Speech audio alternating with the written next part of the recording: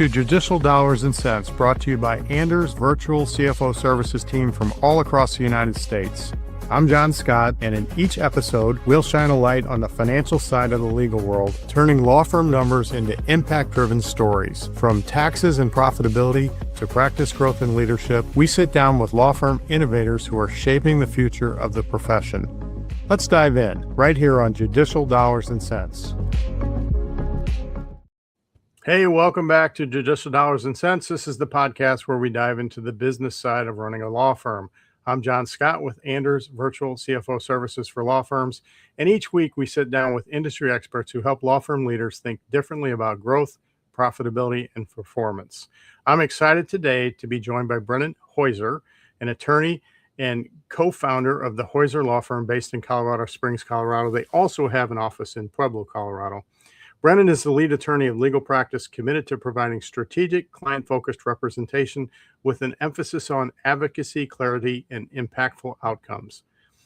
At the core of Brennan's approach is clear communication, thoughtful preparation, and the belief that effective legal counsel empowers clients to make informed decisions that protect both their immediate interest and long-term well-being. Brennan, welcome to the show. Glad to have you. Thanks, John. Really happy to be here. I have one correction on that intro. I did not co-found. It was my father, Barclay Heuser. He has since passed, and my uncle, Gordon. And I'm just fortunate enough to be able to carry on the legacy of this firm into the next era. That's great. And so this really is kind of a family firm. It is. We've been around since 1996. Hey, I think, and we're going to get to that you hat here, which I love, by the way. I think that you have a unique origin story, and I'd love to hear that. Yeah, so I never wanted to be a lawyer. I don't know why people do to this day. It's a brutal profession. I find it rewarding now, but when young kids say they want to go into law because their parents tell them they like to argue a lot, I don't think that's the best reason to go in. So I had vowed off the legal field entirely. And I did go to the University of Miami for undergrad when they were winning national championships. This was back in the Larry Coker days.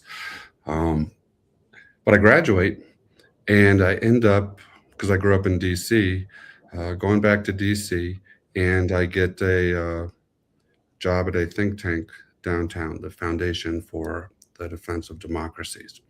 And they were focused on the war in Iraq primarily, and anti-terrorist activities throughout the Middle East. But I couldn't get a job elsewhere. I was really struggling. And something they told me is, look, man, in this town, you don't get ahead unless you have a connection, you have a security clearance, you have an advanced degree or some type of military experience. Bonus if you speak a foreign language. I had none of that.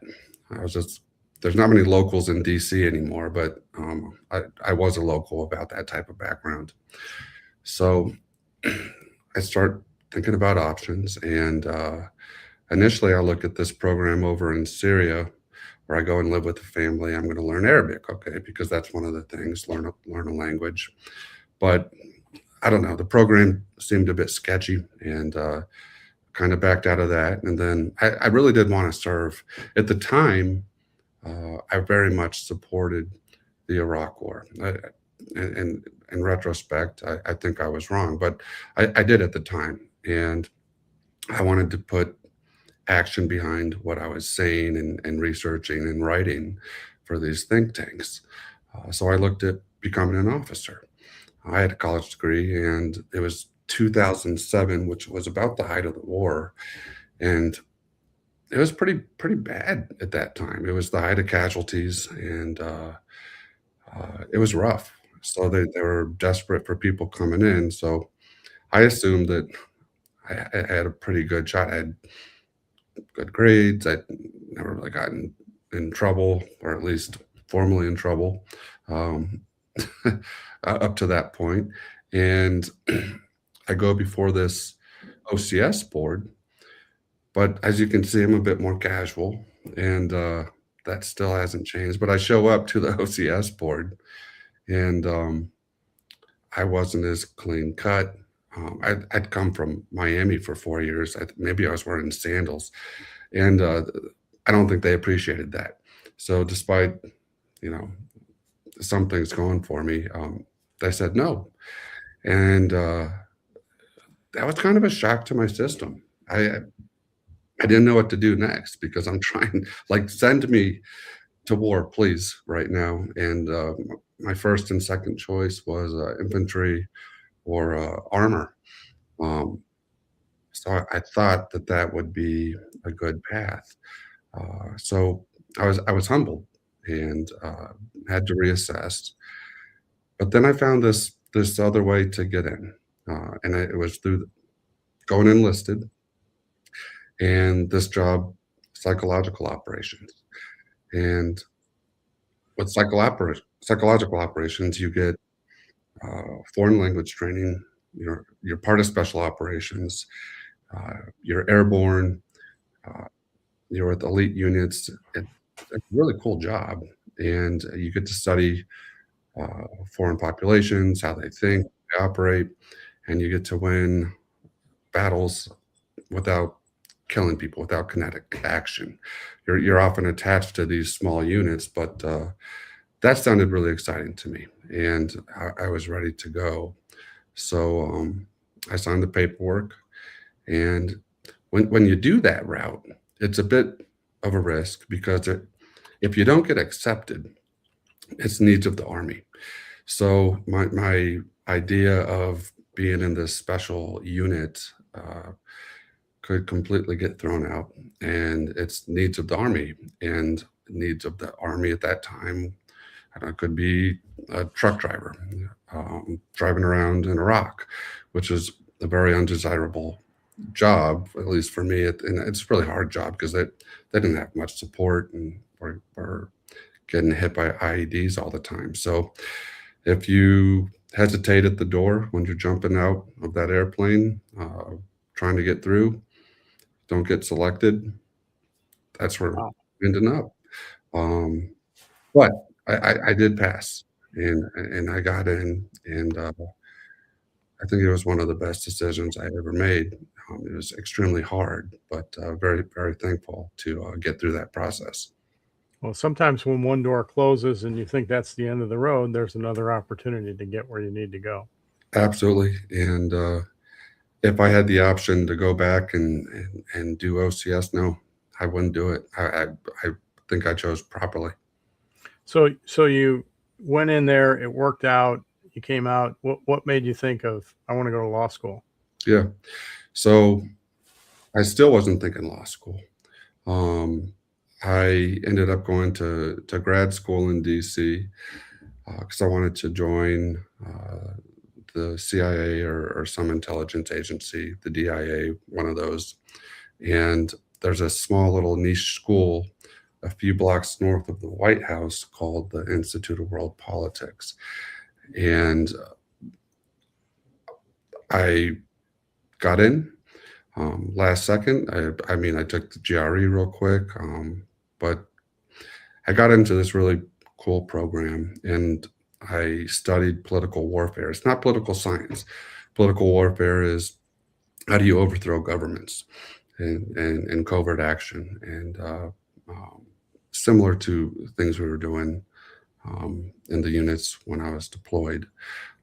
I wasn't overthrowing governments, but propaganda is part of that, right? And I ended up working for the State Department, get my foot in the door. And I worked for the Fulbright program, which is a legacy exchange program that started during the Cold War in an attempt to create more unity between the West against the Soviet bloc and the Warsaw Pact. So it's since evolved and it's encompassed a different mission set, but it's a great program. It's pretty high level for prestigious academics, but I could not stand the bureaucracy of it, and it felt stifling. And coming from a small team in special operations where it's me and a handful of guys running around without much oversight, getting missions done, that was tough. That was really tough. I also was really struggling with PTSD at the time. That's also why I didn't re-enlist. I, it was bad. It was pretty bad for me. So, um, all that to say, the bureaucracy also was not helping, because that adrenaline rush, the mission, let's get something done quickly, just wasn't there. And I started looking at options. And I remember calling my dad and asking, what should I do? He goes, son, we have a law firm out here. Uh, why don't you just come out and just visit for a bit and see how it is? And I remember coming out and meeting with my dad and my uncle, and they go, this is brutal. This is a tough industry. It's cutthroat. But here's the thing, we're our own boss, and there's no red tape, and we can be as successful as we want to be.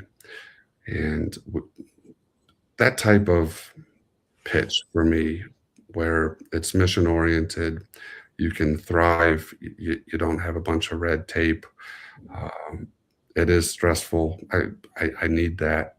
Um, it seemed like a good fit. So Well, first of all, thank you for your service.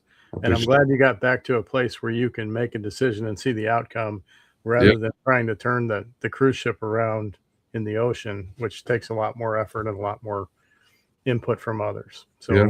I'm glad that worked out for you.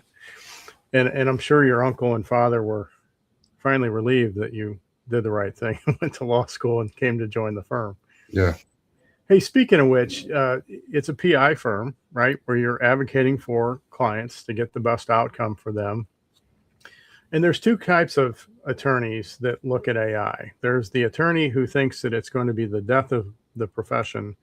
And then I see attorneys who are embracing AI to focus on the meaningless tasks, repetitive tasks that have to be done. Where do you land when it comes to AI, and are you guys utilizing it in any part of your practice? When other attorneys say, don't use AI, AI is horrible, it hallucinates, it makes up stuff, and they cite some example out of, I don't know, some other state, it makes national news. Please scare everybody else into not using it. I think that's foolish. This technology is not going away, and it's getting better every month.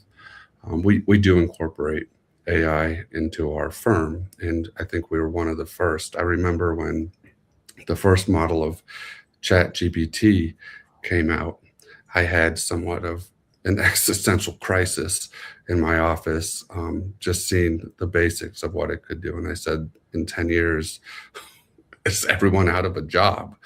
Um, I, I don't think that's the case, but I do think it's going to revolutionize the industry, and those who don't leverage it are going to be left behind. And we are, uh, because we were early adopters, we understand the limitations, and how it's a tool.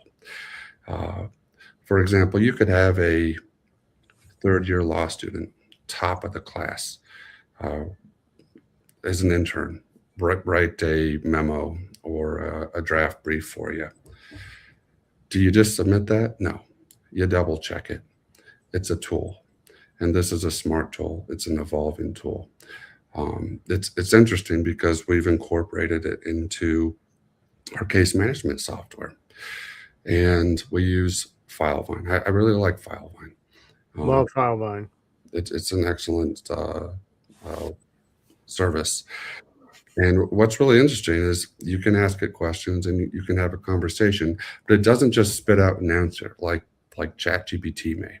It actually will say, okay, here's a summary of the last month, and it will cite exact notes that attorneys have put in, and we'll link to it so you can double check everything, and then say, okay, any red flags, or something that you think I need to be focused on, and it will mention something, and you go in there as an attorney knowing this stuff, but sometimes it catches things that, oh yeah, I should check on that. And it's helped us be more efficient and more accurate in our work. And the people who say otherwise, are you never checking your work? Because humans can be inaccurate too. It's all about doing your due diligence and following up. So I'm a big advocate of it, but using it responsibly and understanding it's just a tool.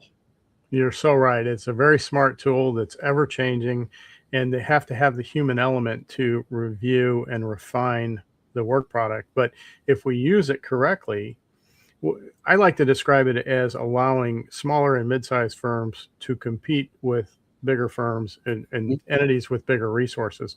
It's a lot like NIL in the sports industry, and we're going to get to that later, but it has allowed the non-powerhouses to move up the food chain and compete. So let's get back to FileVine. I love FileVine, and I think it's perfect for a PI firm. It's perfect for a lot of firms, but in the PI world, it really works well. And it plays nicely with QBO. Is that what you use for accounting? We do. Okay, so there's this nice bridge between QBO. What kind of, how do you handle in your firm forecasting and or KPIs? What do you focus on? So you want to look at settlement demands out. You want to look at revenue in. You want to look at average case value. Those are for attorneys. I think those are some. You want to look at reviews. Those are the four that really come to mind. But also, what's the case duration? Are people not responding? Are people, meaning attorneys or legal staff, not responding to clients quick enough? And cases are just sitting on desks. You have to move these things. I think the average case duration just nationally is around 12 to 14 months for a PI firm, but that's the average. If you have a soft tissue case where it's chiropractic and physical therapy, you should be able to resolve that quicker. I know the typical attorney answer, there's always exceptions. Maybe there's a VA lien involved and you have to get that negotiated down, and that can extend it. But on average, 12 to 14 months, lower for soft tissue, multiple surgeries and years of recovery, it's going to extend it. But how long is a case that's been in negotiation been sitting on a desk? 2, 3, 4 weeks. Why are you not calling the adjuster? And if you call them once, just putting in a note and saying I called and left a message, well, that's not what we ask you to do at our firm. You're supposed to accomplish the task, accomplish the mission. It's not check the box. And I think that's where that military background comes into play. There's a big push in the legal industry for checklists, processes, or in military terminology, standard operating procedure, SOP. There is absolutely a place for that. But when your SOP, when your checklist becomes the goal and not accomplishing the bigger mission, you are failing. So if you think you did a good job because you made calls, but you didn't actually move the case, that's not a good fit for this firm. And that's the mindset that we've adopted. I call that playing ping pong, where you take your task and you hit the ball over the net and then you move on. You don't care that nobody was there or you didn't get a response or the ball back. And that's the biggest thing that we try and teach young people is, hey, it's not just enough to do the task, but You have to follow through so that you can move on to the next task. And I love what you said about case duration and what you focus on. And we work with a lot of PI firms, and one of the biggest value pieces we bring to all clients is forecasting. And I hear a lot of PI firms say, "Oh, it's impossible to forecast. There's too many variables." When in reality, you know that average case value, you know the case duration, and you know the milestones within that those cases, Mhm. and you have this inventory of cases in FileVine or whatever your case management system is, and you can build a model that says, "Okay, we can forecast cash. What is cash going to be in 12 weeks, 3 months, 6 months?" Um, it is possible to do. It's a little bit harder than in an hourly environment, but it's possible in a contingent environment. Absolutely, it's absolutely impossible, and I think where most firms fail is that they're not tracking data. They're not tracking KPIs properly. Um, it's wild. Some don't even track or have budgets. They just kind of go month to month.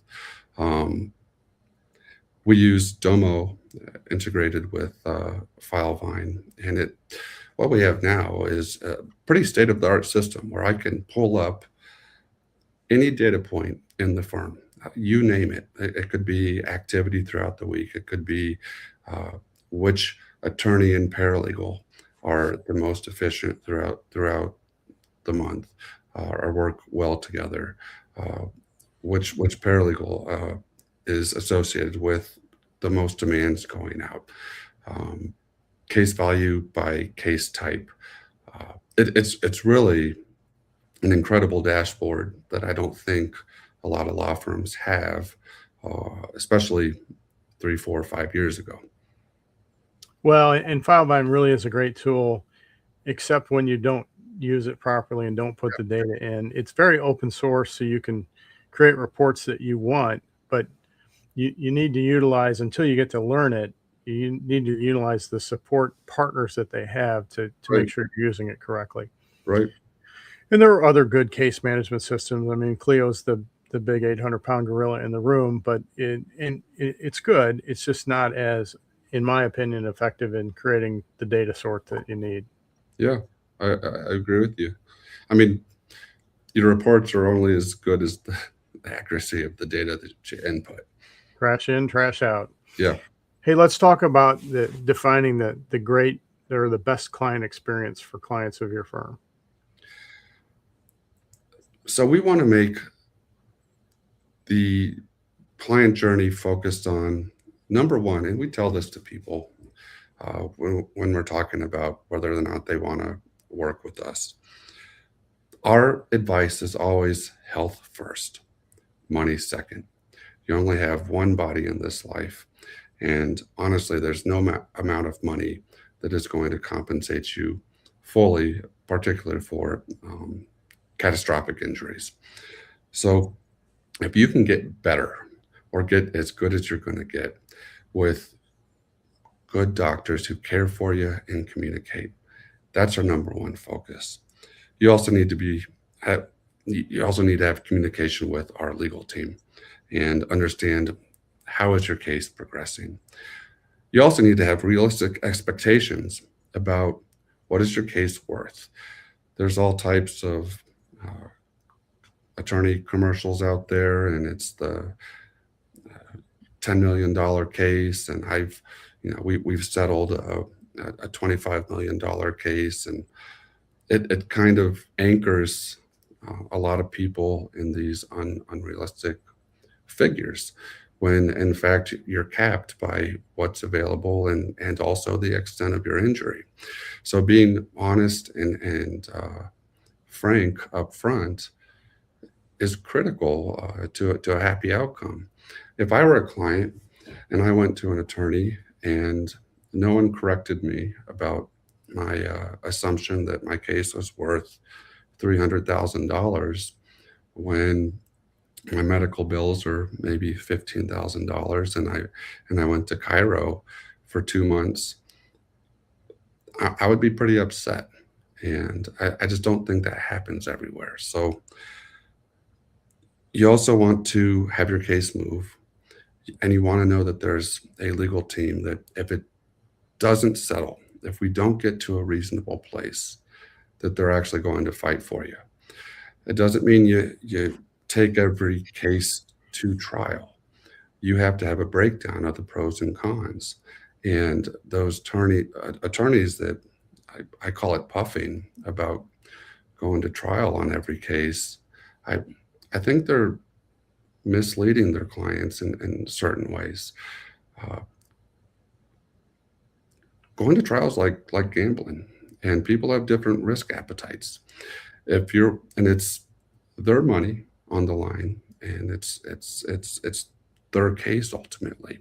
So you have to break down, say, if the weaknesses and the process. Are you willing to, and can you deal with 12 to 18 months um, for this process to resolve or With not? additional stress too.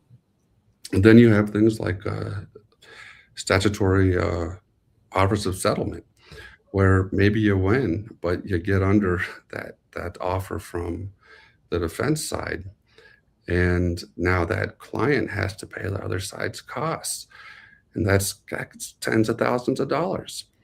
Do you have the money to do that? So if you're not properly counseling your clients about that, I think you're doing them a disservice. So, but that said, there are certain cases where we will strongly encourage our clients. We need to litigate this.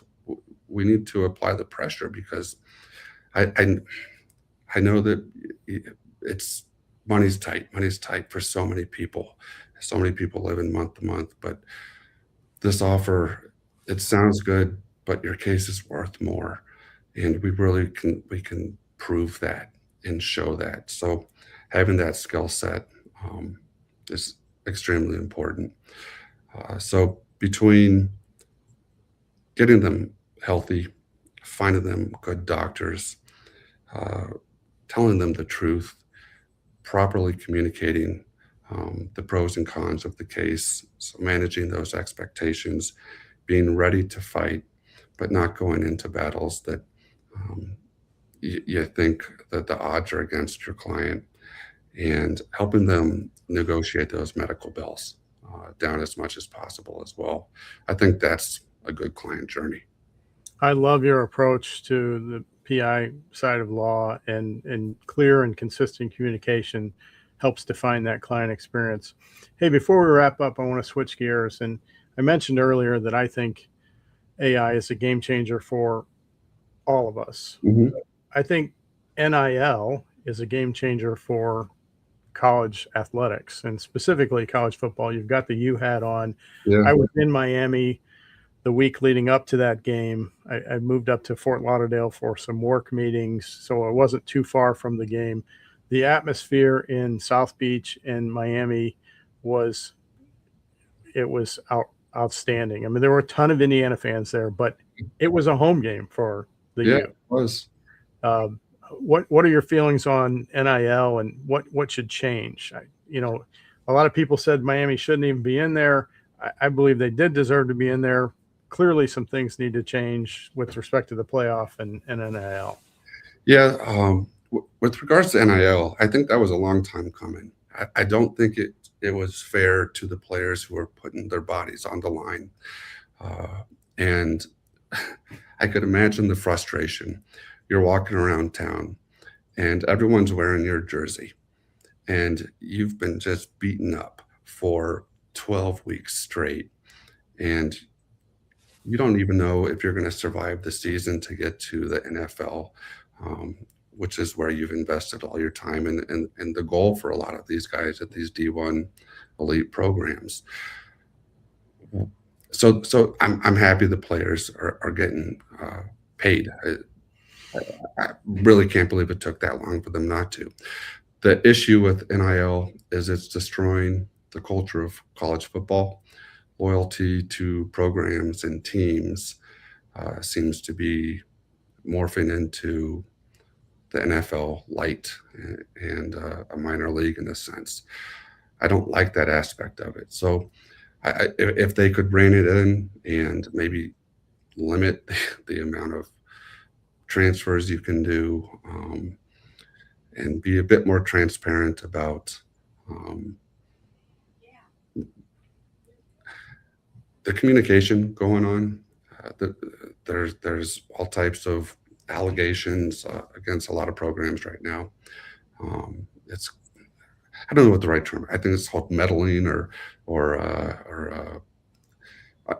but essentially improperly communicating with players who already have contracts, and that's not good for football. Let's Yeah, the biggest fleece was Clemson and Ole Miss right as the portal was closing, and yeah. that could blow things up. In a huge way. You're building your program and next year's team and recruiting based off of the guys you got on the roster. And if that changes on the last day, how angry is everybody? Right. It doesn't feel right. Well, you and I talked beforehand, and I would love to see. I too welcome NIL. They should get paid. I'd like to see them be able to transfer one time unless there's a coaching change. Then they get a second opportunity. But this mercenary environment we're in, where I had a good year, I'm going to go test the waters. If you look at who's won the national championship, Big Ten in the last couple of years, those are older, more mature teams that have been together longer. They've plugged in different pieces, but Indiana's average age was in the 23, 24 area. Yeah. And so they are just more mature than a team of 18, 19, 20-year-olds. So I don't know. Hey, Brennan, this has been a great conversation. I love your focus on communication and data and creating a client experience that creates good outcomes. Love your military background. Thank you so much for sharing your perspective and your approach with us today. And thank you all for listening to Judicial Dollars and Cents. If you found this episode helpful, be sure to subscribe, like, and share with a colleague who's thinking about legal strategy and how to run their firm better. Until next time, this is John Scott with Anders Virtual CFO Services for law firms. Thank you. Thanks for joining us on Judicial Dollars and Cents, presented by Anders Virtual CFO Services. If you found value in today's conversation, be sure to follow or subscribe wherever you get your podcast. To learn more about how Anders helps law firms strengthen their financial foundations and drive growth, visit anderscpa.com. Until next time, keep making smart decisions that make perfect sense.